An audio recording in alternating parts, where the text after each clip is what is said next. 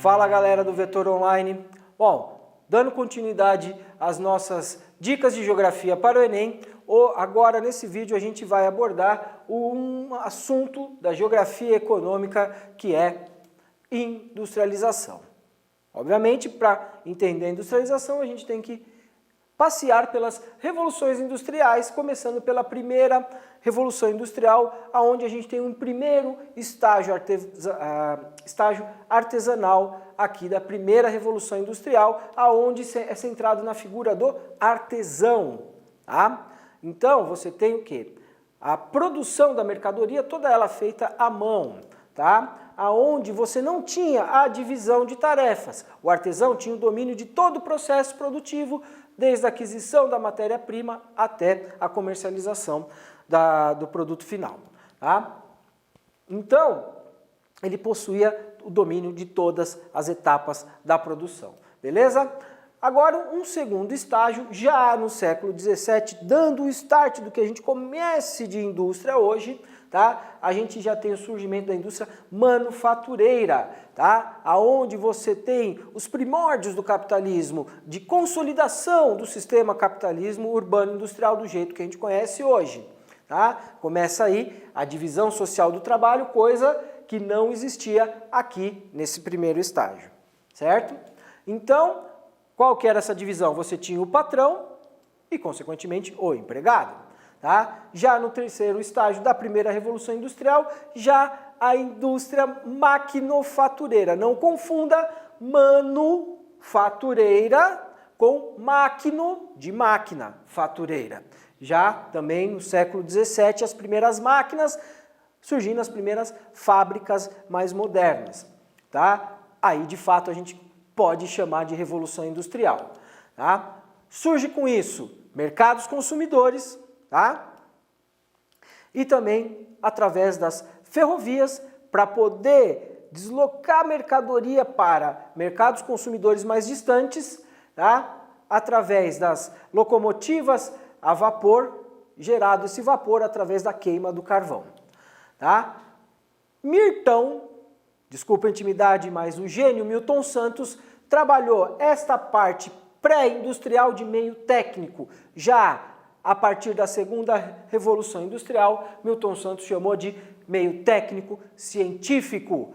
Qual a diferença? Aqui a técnica prevalecia na produção, já aqui a tecnologia era preponderante no processo de produção das mercadorias. Ok?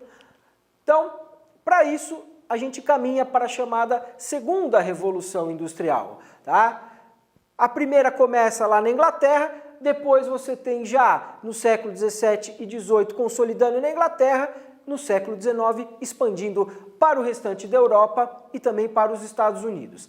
Além disso, você tem a matriz energética, tá, sendo modificada. Sai o carvão, entra o petróleo. Sai o vapor, entra a energia elétrica. Tá? Aí é o grande X da questão.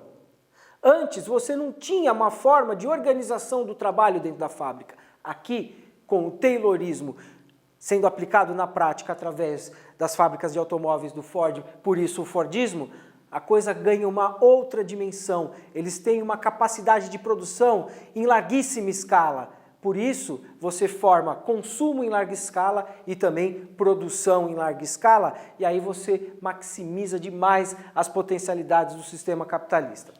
Bom, a partir disso, como que funcionou? Aquela linha de montagem, tá? Com produção e consumo em larga escala. Aí a gente tem essa segunda revolução industrial, consolidando de fato o modelo urbano industrial que a gente tem hoje.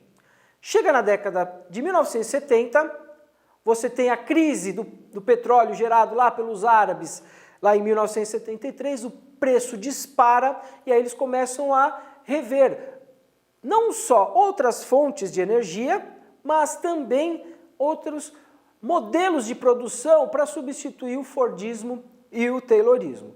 E aí entra em cena a informática, a robótica e a informação. Os dois primeiros ligados aí à substituição do trabalho braçal e agora o ser humano no processo produtivo trabalhando mais com informação, o que a gente costuma de chamar de toyotismo, porque foi o seu Toyota lá na fábrica da Toyota que foi o primeiro a implementar esse novo modelo, tá? Também conhecido denominado pelo outro gênio da geografia David Harvey, acumulação flexível, tá? Onde a gente tem o just in time e o on demand. Ou seja, o que seria isso? O just in time, a matéria-prima chega no exato momento quando ela vai ser transformada.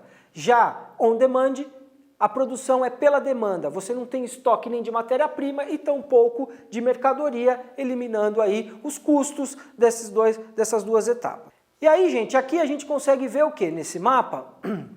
A distribuição espacial planetária da produção. O que antes era mais localizado, por exemplo, só na Europa, só nos Estados Unidos, agora a produção de uma única mercadoria envolve o mundo inteiro. Então, a matéria-prima sai da África, que vai para um sudeste asiático fabricar peça, que depois vai para a China ser montado e que depois é distribuído para o mundo inteiro. Então, você tem nesse processo chamada mundialização da produção, certo? Então é isso, espero que vocês tenham gostado, fui!